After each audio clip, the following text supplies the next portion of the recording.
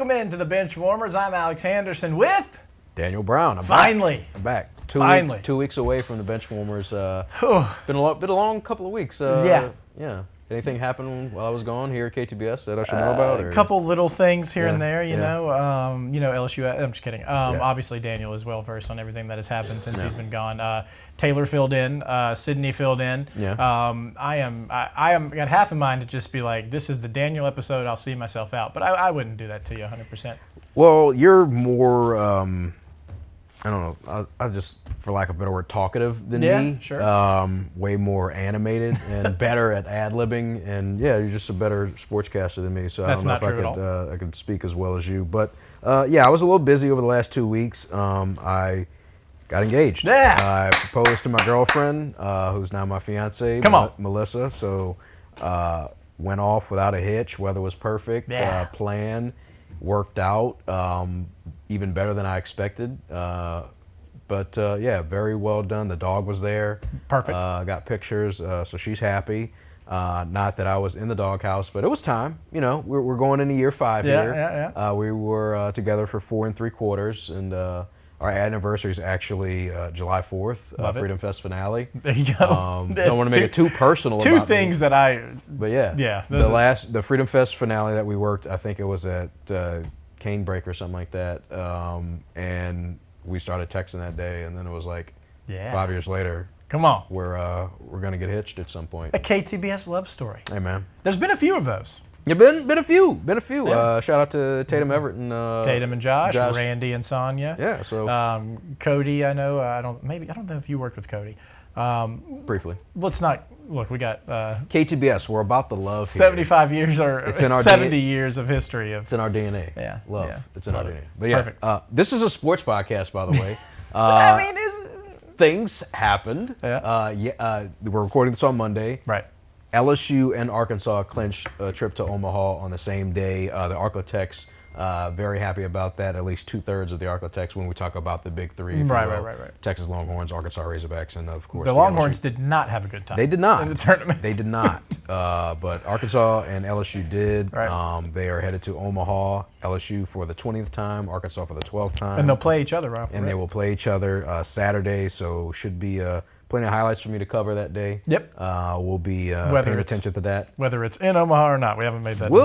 By the time you're listening to this, that decision will have been made. But, you know, a lot of hoops and stuff you got to jump through. And we did just send Sydney to Idaho. So we'll see on the Omaha plans. But either way, LSU or Louisiana baseball feeling pretty darn good right now. Yeah, man.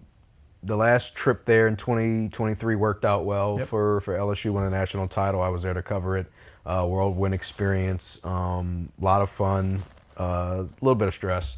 But a little bit of when you're covering a sport that you dreamed about covering, not just baseball, sports in general, I mean, can't ask for a better situation there. And you're 2 for 2 in LSU championships. At KTBS, covering them directly. 2 out of 3. Me and Tatum, when we went to Omaha, that's right. I forgot about that. Lost to Florida. So not bad. You know, you're on a heater right now. You know, batting 66. But we don't have to worry about it. You know, we could say 2 of the last 3 if you want, but we could just say 2 in a row. 2 in a row. That sounds way better, and it is factual. Sounds a lot better. Yeah, because we were there for 2019 football. One of the greatest work experiences of my life. That was. Yeah, and that was man. The confetti hits you. The confetti hits you in the face as you're running to try and get a shot. Just like, oh my God, I'm here right now doing this. And I'll get back to work. I'll tell our listeners, this is the beauty of this show. This is why it works. No one I have never seen out of all the incredible athletes that were on that field that night, the fastest runner was Daniel Brown. Hey man, look. So the way it was set up. I had the camera. Daniel had the microphone. I don't remember why we were doing it or did you have the camera and I had the microphone? I had the camera, you had the microphone. That makes it even more impressive. But yeah, because it was wireless at that point. Yes. The wireless was still working. Yes. And still not fixed, by the way. You know, they hold us basically like a running of the bulls, if you will. They release the pin and everybody kind of runs out, and I was like, find Terrace Marshall. And I thought we were like, I thought it was a gentleman's agreement, like we were going to lightly jog, you know what I mean? And man, I looked up and I lost you like you were like Sonic the Hedgehog, just gone. And credit to Alex, he did find me. We got the interview, but in those moments, you want to capture the raw emotion, and we did with Terrace. And you did. Crying. It's a team effort, you know. I came running up a few minutes later. Oh, hey, what's up? You got the the interview and then questions in, LSU hoping to win another title, make it number 8. Arkansas looking for their first national title in baseball, which is insane. Right. I cannot. I don't mean to make Arkansas fans go into a spiral, but you probably know where I'm going. That missed pop fly and the thing and the spiral. So while I'm going to admit, yes, I am an LSU fan. I graduated from LSU. I am not rooting for Arkansas to beat LSU. But if Arkansas were to beat LSU and go on, I would be happy for the Razorbacks. Yeah. I can separate being a journalist and a reporter from being an LSU alum fan. So I want everybody to have fun. You know, it's funny. That's my general philosophy. Have fun. Don't get crazy and, try and burn jerseys if your team doesn't win or a player transfers to a different school. It's funny how I'm totally changing the subject now, but sure. As we sit here and talk, our guest for the show, Brad Neffendorf, is texting me right now. It's just funny how that worked out. The LSUS went to the capital, the Louisiana State Capitol. We're recording this on Monday. Yeah, let's keep it flowing with LSUS, man. And he just sent me some pictures from that. And you got to watch from afar. Yeah. So post-engagement bliss, I'm in Cross Plains, Tennessee, north of Nashville, on my laptop at midnight, basically, watching LSUS seal the deal in that game, cap off that perfect run, 59-0. Sidney Lane there covering it on the ground, Alex Anderson back at the studio. And I wanted more coverage because the stream started from NAIA started buffering. So like, what the heck? Where can I find the stream? And I remember a tweet like, we're streaming the game on KTBS. Hit up KTBS Facebook page and clean stream. Yep. From there, didn't see the final out in the transition from NAIA.com or .org to the KTBS Facebook page, but I saw the championship celebration. Coach Neffendorf taking the Gatorade bath. Yep. He'll talk about that in the upcoming interview. And Sidney Lane, just heck of a job. Shout out to Sidney Lane. Yeah, shout out. Sidney Lane, MVP. She formed a connection with the team, and she got. It's a high stress environment trying to get everything together, but it's a valuable experience that I hope she appreciates. Yeah. And I'm sure she does and will and can look back on it fondly because we've never seen anything like it. We've never seen a team win this many games in a row, 59 in a row for LSUS. And the celebrations will continue from here in the next couple of weeks. White House and all that good stuff. Yeah, it was fantastic. I mean, we're going to talk so much more about that with Coach Neff, but it was just funny that we're getting ready to toss to his interview, and he's hitting me up with some pictures that I did request. I've never had a coach be so, like, on it like Coach Neff. He's like, he does a good job at promoting his program, as he should. Elsewhere in the sports world, obviously, NBA and Stanley Cup Finals are going on right now. As this episode releases on Wednesday, will be Game 3 of the NBA Finals. And it's been interesting. Taylor was on last week, as we mentioned. He's a big Oklahoma City fan. He was like him and Jordan, another Oklahoma City fan, Jordan Hicks that works here. They were both so confident before that Game 1. And I actually watched that last couple minutes of Game 1 with Jordan. When Halliburton, the look on his face. Yeah. Just like, oh my gosh, no. Yeah, leading the whole game and get Halliburton. And as we talk today, the Indiana Pacers are tied in the finals, 1-1. They have led for 0.3 seconds through 2 games. Sometimes, that's all you need. Yep. You just need to be leading when the clock hits triple zeros. And it's been a remarkable watch for the bits of games that I have seen from the Indiana this year and in this postseason. Halliburton, whether it's against the Bucks, the Knicks, or the Thunder, he's been able to come up in clutch moments. And selfishly, yes, I want to see the series get extended to maybe 6 or 7 just to create that drama. But it looks like the Thunder are going to be able to go ahead and get this done because they led basically the entire game in Game 1. Game 2, well in hand. The score kind of fluctuates there at the end in terms of the point differential. But it seemed like from everything I saw from clips, it was all Thunder the entire game essentially, and looks like Game 3 Wednesday in Indianapolis will have to be another strong home effort for Indiana on their home floor. I would like to see them kind of go back and forth, maybe split home and home in there. I want to see a full 7. Have a pivotal game. It is on It depends. It is on our channel. It depends, yeah. So It's all predetermined on when those games are. I haven't looked at the exact schedule just yet, but yeah. All those locked in. Probably going on late Wednesday, more than likely. 2 days off between games 1 and 2 is insane. Yeah. To not have a game Saturday. Yeah. Nothing. We had nothing on Saturday. Yeah. We had super regionals, but it wasn't even the deciding games. It was the game ones for the most part. Right. We got to get better with this scheduling. Oh, man. Add breaks and add spots, and I don't give players a lot of rest. And as a weekend guy, wouldn't you rather go late Saturday than Sunday? I would rather never go late, honestly. But if I had my preference, then yeah. How late were y'all last night? I wouldn't. We were on time. We were good. They were quick. Yeah, shout out to the Thunder for getting us in and out. Well, and I'm gonna tell you this, and this kind of it's the start time really. That game started at 7. Others start at 7:30. So. Right, but like, I don't know, man. Like if the NBA, if the Knicks were in it, I feel like it would take longer. Like these games would go on longer. They would milk it, and all the celebrities and whatever. And that is kind of like. That's the one thing that really bugs me about the discussion around the NBA is it's small market team, so it doesn't matter. This should be celebrated. Yeah, it has to be. One of these franchises is going to win their first. It would not matter. Technically, Seattle Supersonics won, and they're like that argument doesn't exist in any other sport, in my opinion. I mean, I guess you could do it in hockey with the South. Well, they did it with baseball the other year with the Diamondbacks and. Who the heck? Yeah. I would just compare everything to the NFL, and like the NFL, like it would literally not matter who was in the Super Bowl. Yeah. It would be the exact same amount of excitement, the exact same amount of build up and everything. And and this has been well documented. Shout out to the folks on Twitter that got it done, that bullied the NBA commissioner to put in the little superimposed trophy logos on the court. Because game 1, they wouldn't know. Yeah, like I'm gonna check stuff on my phone here, but like it needs to be where you have the gigantic Larry O'Brien trophy on the center of the court and celebrate. This is the NBA Finals, and you had mentioned like when Halliburton hits that shot, it's just going to look like a regular NBA game. And not to mention, I mean, think about the courts. And again, this has been a point that is made 1,000 times, has been made 1,000 times over on other podcasts already. Look at the courts for the NBA Cup. Like you awful, by the way. They're terrible, but like you know immediately when the highlight of the NBA Cup comes up what we're watching, right? Who won the NBA Cup? Does anyone remember? No one cares. I know the Lakers won it the first time. Who won it this year? Let's find out. But I will say, just to bring back to an earlier point, it was the Texas Rangers and the Arizona Diamondbacks. Texas Rangers won that World Which Series. was awesome. Yes. Yeah, it was great. It was great. Yeah, it was fantastic. Let me see. NBA Cup champions. See, this is where's our NBA. The Bucks won the NBA Cup. Okay. Yeah, that turned out over the Thunder. That turned out great. And see, I was just about to say that's when we need our stats department, Matt, in our ear. But so yeah, whatever. I could complain about.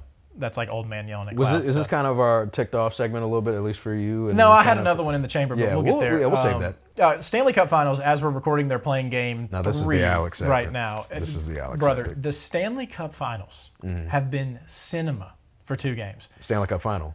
Yes. Okay, sorry, I had to. Whatever. I said Stanley Cup Final. You had an S at the end. It's okay.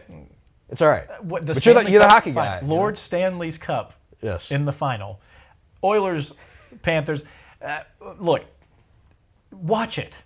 If you're at home looking for something to watch on a Monday night or whatever night, watch the dang Stanley Cup Final. Yeah. It is unbelievable. We are watching one of the best players that we have ever seen in hockey, Connor McDavid, go against one of the best teams we have ever seen in hockey, the Florida Panthers. And it is just, from beginning to end, the first 2 games, high octane, plenty of scoring, great goaltending. I know that doesn't make a lot of sense, but when you have a guy like McDavid, well, look, you need great goaltending. Yeah, you're going to have those remarkable saves sometimes in there, but then when you have, as you said, offensive talent just like that, you're going to get a couple past the goalie. But, so 2 overtimes in 2 games. We'll know, when this episode releases, we'll know the results of Game 3 in Florida. Yeah. Unbelievable. The crowd in Edmonton was, oh gosh, I mean, I just want to be in that building. On the spot, who do you want to win that series? Now, I have picked Edmonton all year. The prophecy will be fulfilled, I believe, with McDavid, following the exact same path to his first cup as Gretzky and Crosby, not touching the conference championship trophy your first year and losing, touching it the second year and winning it. That's what Gretzky and Crosby both did. I think those 3 are kind of Canada's big 3 historically of their, of their goats, if you will. Yeah. And I think I feel like it's written, you know, and what better way for Canada to finally get a cup than it to be with McDavid, who scored the game winner in the Four Nations against USA. Yeah. Granted, I want USA to win and yada, yada, yada. Yeah. But I do love a good story, and, my team's not sniffing the playoffs anytime soon, so I kind of root for that story, and it would be awesome. Yeah, I root for stories. That's where my kind of brain goes of what to do. I love the United States. Yeah. I live here. Yeah. But I would like Canada to see a Stanley Cup lifted in their country also, for the first time in 30 plus years? Has it been 30? It's been a while. I don't know the exact numbers. Yeah. Matt, get on that. Just we need your help, Matt. But it is. This is why we need to give Matt a mic. Anyways, Montreal in 93. 93. So I was born in 30. Yeah. It's been a while. 32. But people get this misconstrued. Like, it's not Canada versus the United States. It's just where the teams are located. No. Like, the best player for the Toronto Maple Leafs is American. Right. Like, it's not. Yeah. It doesn't really matter. And not that the entire country of Canada will be rooting for Edmonton. That's the thing. They'll take a sliver of pride, I would think. A sliver of pride. No, brother. It's like the SEC. Yeah. But I say that, and the SEC people do root for the SEC to win. It depends. Like how you said, it depends on the team. Right. The Canadian rivalries they're real. I mean, because there's not a lot of them, right? And they're all very like much nobody's tied. Rooting for the Leafs. Like outside in absolutely. Calgary and no Edmonton, one outside of Toronto is rooting for the Leafs. Ottawa. Yes. Like they're not rooting for the Leafs. Edmonton is kind of there. Look, Calgary, Edmonton, that's a big one. Mm-hmm. I know I have some friends that live in Vancouver who actually root for Edmonton because the Canucks were so bad for many years. But it's just, God, it's so fun. It goes back to my original point. Just watch the dang Cup final. Yeah. I'll catch the highlights. Yeah, that's better than nothing. And my hockey intake comes from Alex, and then of course I'll watch it if it's like, all right, this is the deciding game. I'll put it on and you can see it. And if I have the time to watch it when I'm working, I'll put it on YouTube TV and get it going. But this is just our newsroom conversation now that we're having. I'm trying to convince. And it's part of what it is. It's part of bringing what we talk about in our little sports corner on air and let you listen to it and watch it in the Architects and get Alex's awesome hockey takes and my uninformed hockey takes. Well, I watch a lot of. I think for me too is I watch 82 games of just terrible hockey every year with the Sabres. Alex watches every Sabres game. Every Sabres game. This dude loves the Buffalo Sabres. Yeah. Hates them sometimes, but that hate comes from love. Yeah. So one day your Sabres. Then next year's the year. It has to happen. It's got. I mean, they got to make the playoffs at some point, right? Yeah. And honestly, it's so funny too because when you see like, the Saints won the Super Bowl. Like anything is possible. Yeah, and I think that's my issue with my rooting interest right now is that I'm taking a flyer on this Saints season. Mm-hmm. We all know what it's going to be like. It's going to be bad, right? So I need something here, and the Saints have carried my fandom for a long time. Mm-hmm. I mean, I haven't had to worry about the Sabres because who cares? The Saints are going to be in the playoffs. Drew Brees, yada yada yada. Now the Saints have gone down, and the Sabres have been in the exact same spot for 14 years, and it's been brutal. Mm-hmm. But you know what? One day. You know what's not brutal? Watching LSUS baseball. Not at all. And listening to Brad Neffendorf talk about the Pilots winning a national title. Tough segue there. No, that was great. You saved us from probably about 20 more minutes of talk. I was about to go on a rant. But so we obviously talked to the head coach of the 59-0 national champions, LSUS Pilots. We named our rally duck. We got into a bunch of stuff with Coach. So take a listen. We'll see you on the other side. A historic guest on the Benchwarmers, our first national champion. Man, his history is almost like pales in comparison. This is like galactic level news. Like it's the first time it's ever happened in this universe, this known universe that I know of, that we have an undefeated national champion, college baseball, 59-0, the LSUS Pilots. In case you've been living under a rock or haven't watched Good Morning America or any national news, LSUS baseball pulling it off. The unimaginable feat now a reality. Head coach Brad Neffendorf joining us. Coach, as you hear all these accolades over time, how much has the feeling sunk in, or is it still like putting into context of what you actually pulled off with this program and the players, everybody? I think each day maybe a little bit more. It's still hard to comprehend. I think the reason it's still hard to comprehend because there's a national title and then there's an undefeated season with it. Obviously, from a standpoint of, and it's deserving and it's great and it needs to be done. There's been a lot of interviews and constantly talking to people. which is good because our guys deserve that. They deserve to be applauded and praised and recognized, and to continue to keep getting out there what they've done. So, I know they're probably getting more downtime as they've kind of started to get out of here and think about it. But from a coaching standpoint, that might take some time to really get a moment where you sit down and maybe it starts. I mean, it's there if that makes sense, but to really understand the whole thing and think it out, it's okay, because as long as those guys are enjoying it, I know we as a coaching staff, we've enjoyed it and we need to enjoy it, but we probably might not get the full effect of it still for a little bit. Yeah, for sure. And you mentioned all the interviews you've been doing. I know you've talked to us 1,000 times. Lifetime, do you think you've done more interviews this year than you've done across your entire career? Oh, absolutely. That's what comes with it, though. That's what we signed up, and I love it because you're talking about a group of kids that impacted so many people, that did an incredible thing. They impacted us.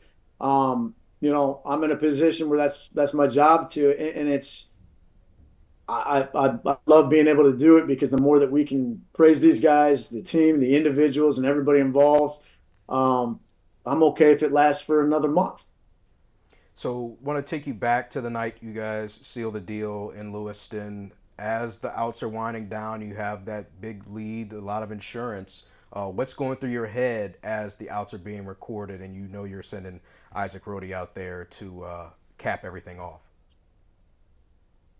It's amazing. The first 75% of that game, or maybe the first 7 innings, felt like they went by really slow. And then as you got to the last, the 8th inning, I mean, we knew we were going to win it. And the lead increased a little bit. It seemed like it started going really fast. Like, we were fast on offense, whether we scored or not. The outs were being made fast. And I remember getting the 9th inning, top of 9, I just looked at our coaches and I said, hey, obviously we're going to get a chance to celebrate. Make sure you leave me alone. I want to watch them celebrate, and that's what I want you guys to do as well. And that lasted a good 20 seconds or so. And then, we started hugging and celebrating. But, at least you got the opportunity to think about the year and the game.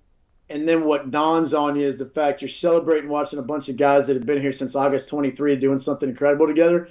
But you're watching and understanding that these guys are celebrating, not understanding or even thinking about yet that that's the last time they're going to get to be, pretty much together, obviously on a field, play together. And that's the thing that makes it bittersweet, is that's the last time you're together on a field with the cleats on. And that's the part that sucks about it. But that's the part that's so rewarding, is you get to celebrate 8.5, 9 months of them doing what they did together. And it went by so fast.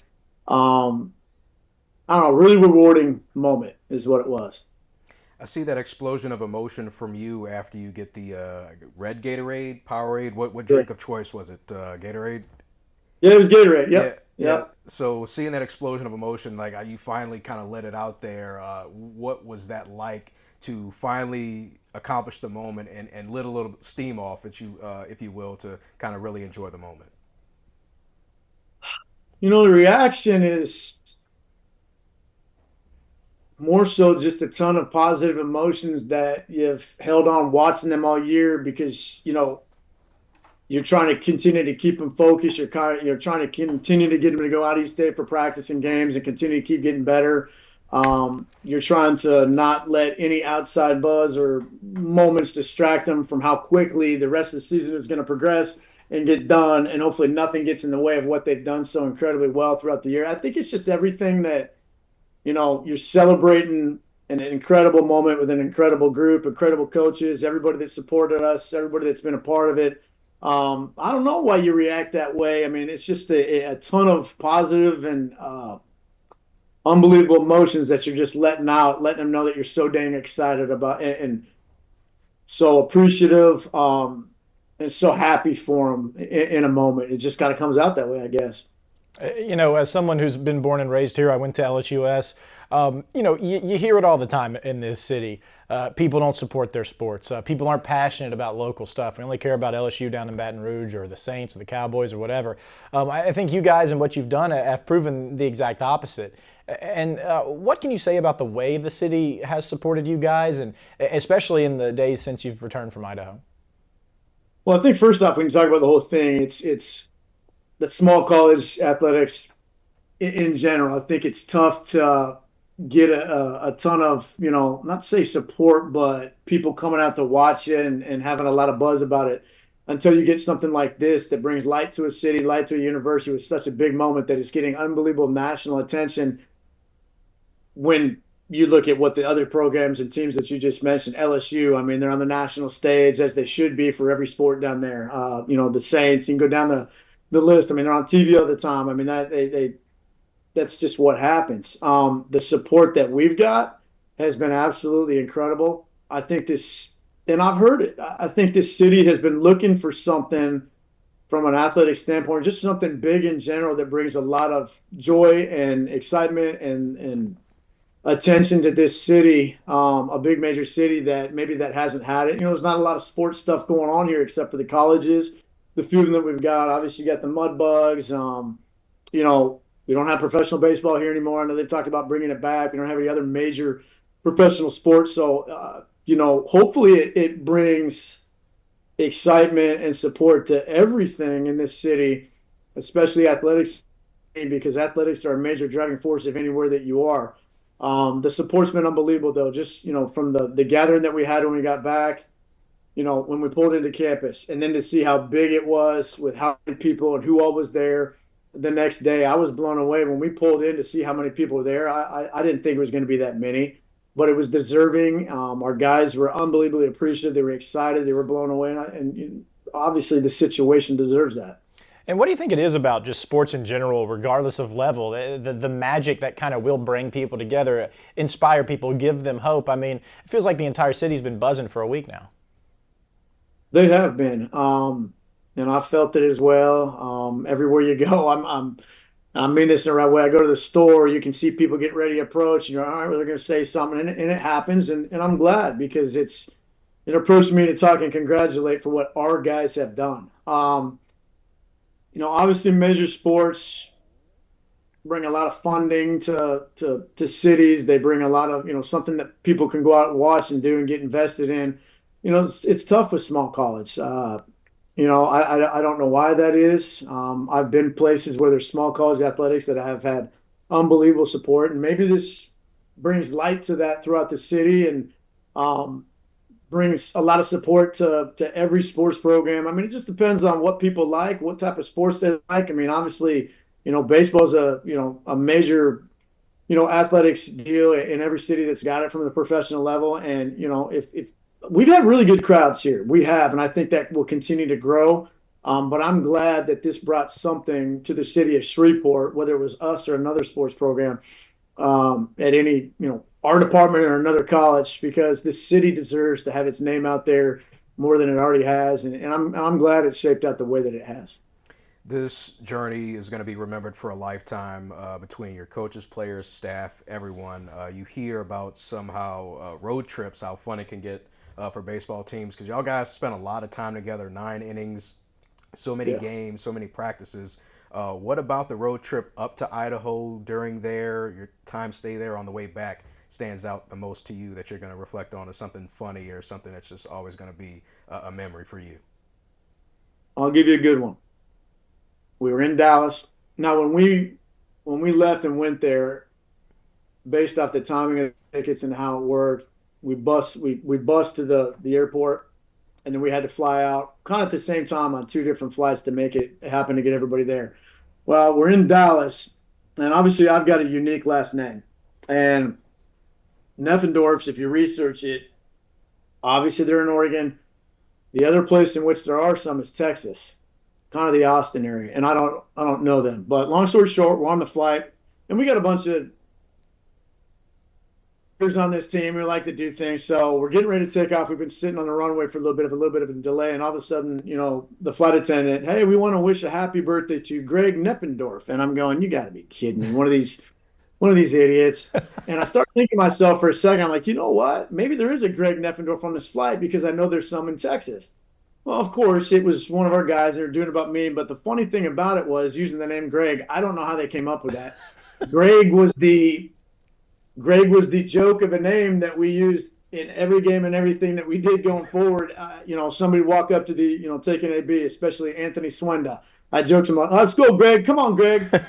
So Greg, everybody, let's do it for Greg. I mean, Greg, you heard the word Greg. We don't have a Greg in this program. I don't know if we ever have had a Greg in this program when I've been. So Greg was kind of the running joke and name that we used, and we've even talked about doing T-shirts now, purple, and Greg, and with Greg across the front, and yellow just says Greg. Yes. Because Greg, I don't know if Greg is kind of Greg was like the term that we used to, not get us through the World Series, but it kind of just, how jokes can kind of lighten the mood and whatnot. Greg was said probably 9,000 times from the time that we got there. Nobody has come out clean as to who did that, but I know it's one of those guys. So we can say, we're still saying Greg around here. So that was, kind of a funny joke, not unbelievable, but that just kind of says how it was with the trip with these guys. That's you got fantastic. You got us laughing back here. Yeah. So definitely funny. Well, I do have something though that maybe we can continue the Greg legacy here. I don't know if you can see us, Coach, but I'm holding a little duck. It's like a little clicker thing. You'll hear it right here. I can't see you, but I saw a couple things about this, and I'd love to know what it's about. Okay, perfect. So when you guys were down, so we were live streaming the whole game, the championship game, right? I was on camera. We had Madison at a watch party. We were going back and forth. I was keeping everybody updated. And we had this little duck. One of our editors brought it to the station a couple of weeks ago as like like little fidget things. Yeah. So you just click it down and it makes the quack sound. So when you guys went down 4-0, we started hitting the rally duck, and we were quacking, and then things started to change. So we brought it on the stream. When you took the lead, right, and then you go back down again. I'm like, we got to get the duck out here. This is a problem. And so awesome. I love it. I was trying to figure out what that was from. Yeah, so we set up a duck cam, and we had a camera just isolated on the duck. And anytime someone in the chat would ask, I'd hit it a couple times. So why don't we name the duck Greg? I think that is outstanding. Let's do it. All right, so here he is, Greg the Duck. We got a name for him. Talk to Lucas Morgan, AD, some of the higher ups, and get y'all trademarks in order, and y'all take care of that. yeah, but we got the public would enjoy some Greg shirts. That's hilarious. Yeah, so there we go. There we go. Yeah, so now that you're back here at home, the weather changed. You said it was talking off camera earlier. How, the temperature difference between Idaho and Louisiana, but what was something local in Idaho that stands out to you? You've been there a couple of times now, Coach, that your experience in Lewiston that people would like to know about. Well, food is always a big deal. Our guys have grown in love. Last year we went there to a place called Sharps. It's a burger place. It's kind of old-fashioned. They've got a certain sauce they use for fries, like a fry sauce or whatnot, but our guys probably went there 10 times. Waffles and more is another big one. But if there's anything else that stands out, honestly, just the scenery around. It's a unique place. You got the rivers running through it. I don't know if there's anything in particular other than, of course, food. That's always something like I just brought up that somebody talks about. That's a good question, but probably the place that we practice, Aston High, I think it's called Aston High School. Sydney would know. The background and the scenery for that is unbelievable. It's kind of a smaller field, but that's kind of where our routine started to take off. We made sure that we went to that place to practice for the last 4 times that we did, and it's got the water in the background and hills. So that's always been, and that's like I told our guys in 2019 when I was at Tennessee Wesleyan, we only practiced there once. We had an off day before we played the national title game, and we played the winner of St. Thomas and Science and Arts, and that was the last place that we practiced. And it always stood out to me. We had a practice that day. It's the last one. We had a talk. We went to play the next day. We won it. So I told our guys, hey, this is the last place that we will be practicing when we're here, and we're going to practice here and make sure all throughout the rest of this World Series. And it's kind of funny. So we practice at both places and been fortunate to be part of 2 national titles, but just the scenery that our guys love going there, just, due to everything. It's kind of hidden in some hills in a small little town right outside Lewiston, and it's got the Snake River running around the back, the back side of the outfield. So it's a cool place. Yeah, it was beautiful. Sydney had a couple of live shots out there. It was beautiful. Yeah. And since you brought up Sydney, a 2-part question. One's kind of a joke, one's serious. How many times did you hear her say, "I forgot my cell phone"? And then if the answer is 0, let's just grade her performance for us. How do you think she did out there? I'm going to say 0 because I always saw it with her up on that tripod getting ready to interview. So I don't recall her saying that. I thought she did a really good job for getting and I'm not saying I don't know what she's done, but that type of event, what she's covering, getting thrown in the fire, coming out there by herself, didn't, have any knowledge of her or, from what I remember, any interviews with her prior to, and she showed up and she went right in the middle of it and wasn't afraid to get. And we told her right away, hey, you go get your hands in whatever you need to. She came to lunch with us a few times, breakfast. Like, we really enjoyed her. And to be honest with you, what said it all to me, and it choked me up a little bit too. She got a little bit emotional there on the field when we were celebrating, and she was doing one of the interviews. And I think there was an attachment from our team to her and her with us at the end.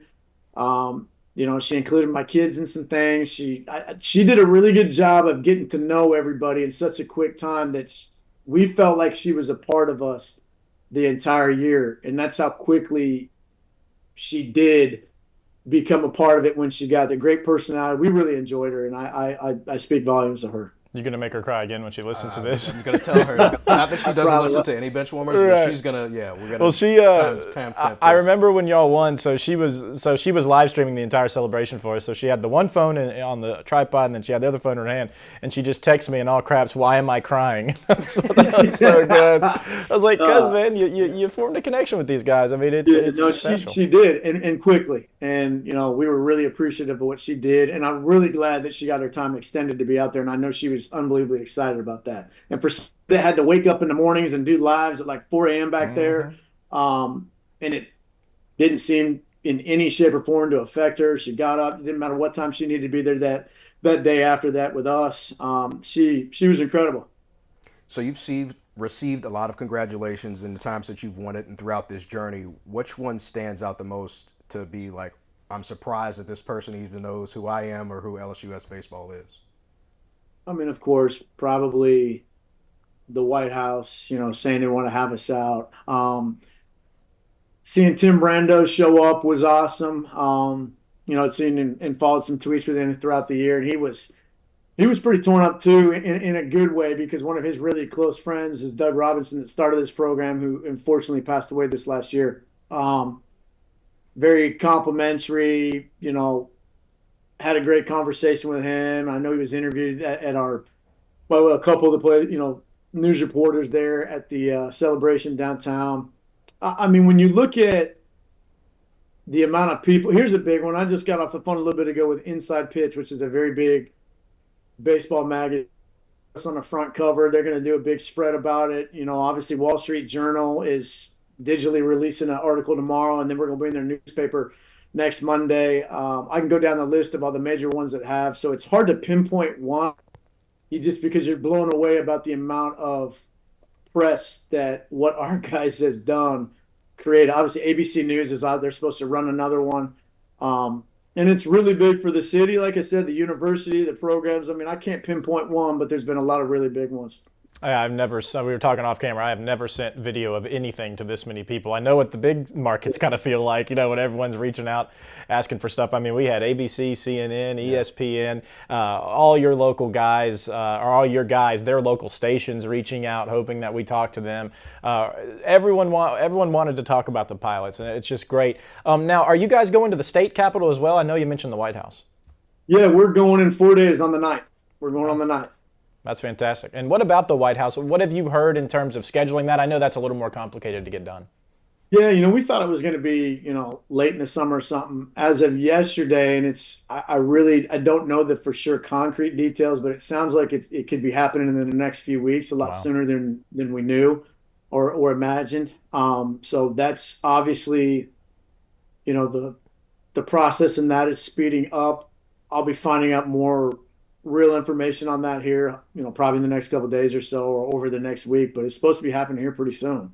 Well, hopefully we can put in a good word for Sydney Lane Carter to get out there and cover you guys on the trip to DC. Yeah, awesome. But also talking to players leading up to this, was like, oh man, this is kind of like a movie. So kind of an offshoot here. Who do you want to play Brad Neffendorf once the script is written and we got this thing green lit? That's a good. Billy Bob Thornton. All right. Yeah. All right. We love that one.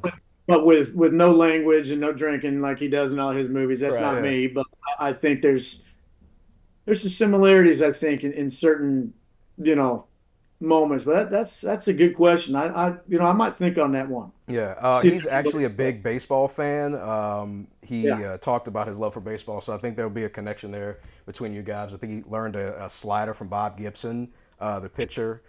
So Billy Bob Thornton would be a good play for Brad Neffendorf. Now, I got to tell you this too, because you kind of sparked my memory on something. When you take a live stream of a championship celebration, it's risky in the sense of you might hear some curse words slip through. I don't think we heard a single one slip through from you guys. How impressive is that alone? Well, I mean, I think it's another defining moment or defining whatever you want to put of just our guys and how they act and who they've been all year. We've been praised on how they act in public, just how great they are. And it's our job. They come in with, we all do. And our job is to educate them on how we do things as a program in the community, obviously in public, in the classroom, act out here. And that's the one thing that's important to me is regardless of how good we are, I don't care what people say, but I want them to look at this program and, I guess they're saying something, but like look at it and say, hey, that's how it's supposed to look.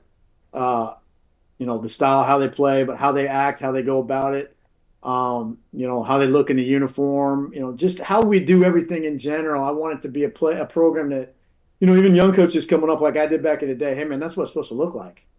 That's how they're supposed to act. But that just is another example of how unbelievable our guys have been in every area of this program and how we do things. And, it's another reason of why they've done what they've done this year. Well, Coach, we're going to get to our final set of questions here, something that we've kind of workshopped. We used to call them rapid fire, but I think we're going to call them what are we doing questions. So what are we doing in terms of eating, favorite meal, what are we listening to, and what are we watching as well. So I guess we can start off, what are we doing in terms of eating, your meal that you got a go-to meal that no matter what, I'm going to enjoy this? Well, considering I've probably packed on 20 pounds this spring, which I do every spring, and now I'm trying to fight to get it back off. If I had one go-to meal, it would be, I really like Dillis. I really do. Yeah. All right. I love Dillis. All right, what next question? What are we listening to? Specifically, maybe before a national championship game, what has Coach Neffendorf got in the AirPods to get him fired up? I got a little combination of everything on Spotify in my phone, but I'm very routine. So whatever we play, we have the playlist for pregame on my phone. Just run it off that account. So I just click the button on that, and it's kind of the consistent routine of what we listened to all year, and we were pretty successful. So I stuck with that. It could be a combination of any type of genre you could think of. Was there any specific song that the guys used to get them fired up through the year, or one that really got them going?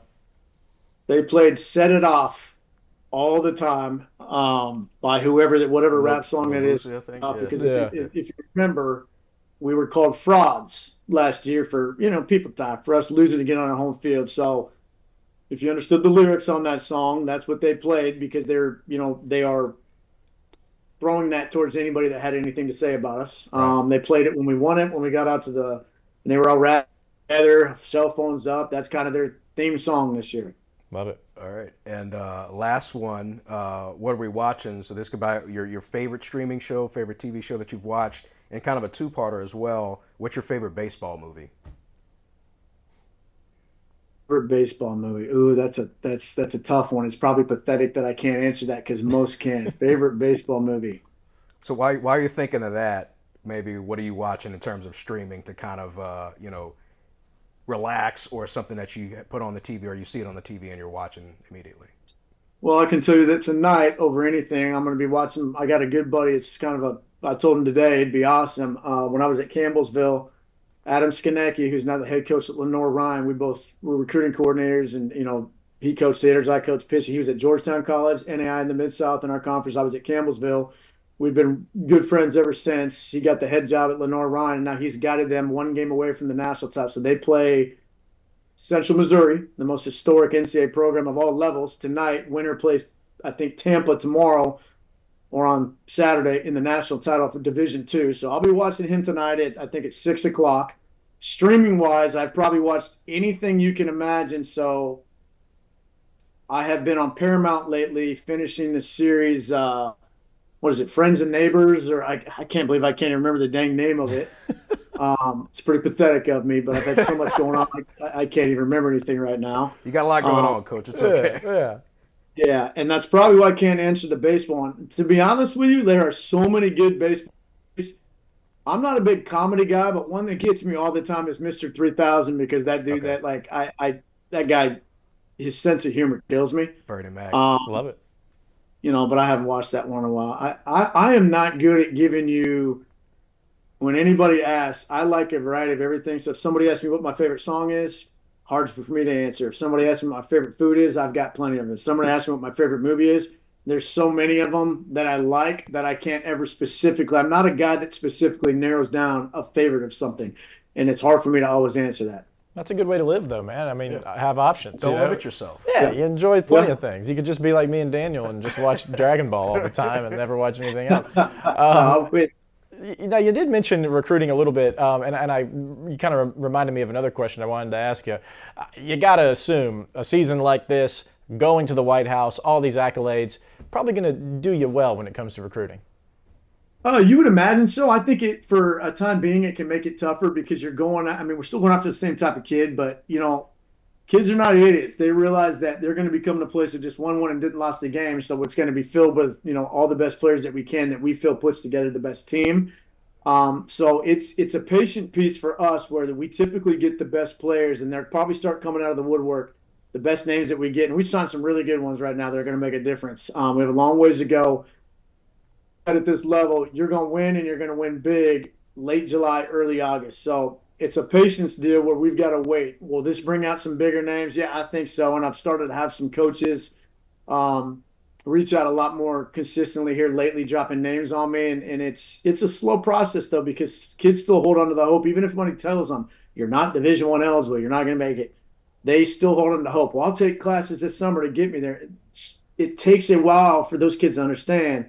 No, you got to go the NAIA route. So I believe it'll take, it's taken off, but I believe it'll really take off for us here over the next. Well, Coach, we wish you well. I think you got a pretty good resume going for you there in Shreveport with the Pilots, a couple of NAIA trips, and a national title. Undefeated season to boot, first ever college baseball team to do it to this level, to this degree. Coach, congratulations. Thank you for talking with us throughout the season. We'll be chatting with you down the line as well, keeping up with the Pilots. The most historic college baseball season, hands down. And I just want to thank you again, Coach, for A, being so accommodating to all of us and to Sydney, and B, really putting this city kind of on the map, right? I mean, and also, I tell you what we really got to get going for next year, Game 1, we got to get redemption for 50 Cent and have him come out and throw that first pitch. Come on. I wish he was at the thing the other day. I told the mayor, I said, hey, man, next time we got to get 50 Cent's got to be here. Yeah. I mean, how cool would it have been if we walked out and he was singing Mini Men? I mean, our guys are talking about that all the time. But, to finish up what you guys are saying, like, none of this is possible without the support and what you guys do to be able to continue to put it out there. And just like you said, all these people contacting you from players' cities and whatnot. So I can't thank you guys enough for what you guys have always done, but really done for us this year, and taking the time and wanting us on. I really appreciate it. And you guys have had a instrumental piece in what we've been able to do. Well, Coach, that means a lot, and I couldn't do it without you. You are the man. We're going to have you back on, of course, as we get closer to the season next year, or whenever we just want to chat with you, man, because we love you, and you're great. I'll let Greg tell you bye here. There you go. He's fired up. And we will see you next time on the Benchwarmers. Coach Brad Neffendorf, thanks for hanging out with us, man. Always a pleasure getting to talk with Neff. And we mentioned it before, but working with coaches is not always the easiest thing. And it's not, I'm not downing anyone. Yeah. They have a job to do that isn't talking to us, right? Yeah. But Neff does a pretty darn good job of doing it all. Yeah, and he understood the assignment, telling that story about how Greg became to develop and now I have the Rally Duck is named as Greg in the studio in the newsroom at KTBS. But a remarkable story for LSUS, getting coverage on all the major networks, ESPN, Good Morning America. I'm sure other stations talked about him as well. But yeah, man, an experience that they're going to remember forever. And, it's never too soon to think about, next year. But I mean, they're going to have all the attention on them for every game. Okay, how long will the streak continue? Make it 60, 70. We'll see how far it goes from there. But baseball is a tricky sport. Just kind of reflecting back on when they were like 23-0, and it was like, this is an amazing start. Cool. Yeah. You brought up like, okay, well, when you guys lose, how even? Oh yeah, and then that got to a point where I was like, yeah, we don't want to lose. Like we try to make history, and eventually the movie script will come out, and maybe Billy Bob Thornton will be Brad Neffendorf. So we'll see how that goes. That was the thing I loved most about that answer is he had it ready to go. Like he's thought about it. Yeah. But you have to think about it. You've been asked it. Hey, it's a movie script. So. And I'm sure we'll see the LSUS movie. Yeah. Who will play Sydney? Sydney Lane, Sydney Sweeney. I don't know. Sure, why not? Keep the alliteration going. Why not? Yeah. And you can buy her bars of soap. Coming up soon, Sydney Sweeney. That moving on. Is a subject for another day. Are you ticked off about something? I am. Yeah. Yeah, I really am. And our hardcore sports listeners, and we probably should never advocate for anyone to turn your podcast off, but go ahead and turn it off. I'm about to get real big into some nerd stuff here. Okay. Fanboys and girls. Mm-hmm. All right, so we've seen the Nintendo Switch 2 come out. Okay, and if that's for you, and if you like being ripped off to play Mario Kart, by all means, you do it. Great, I love it.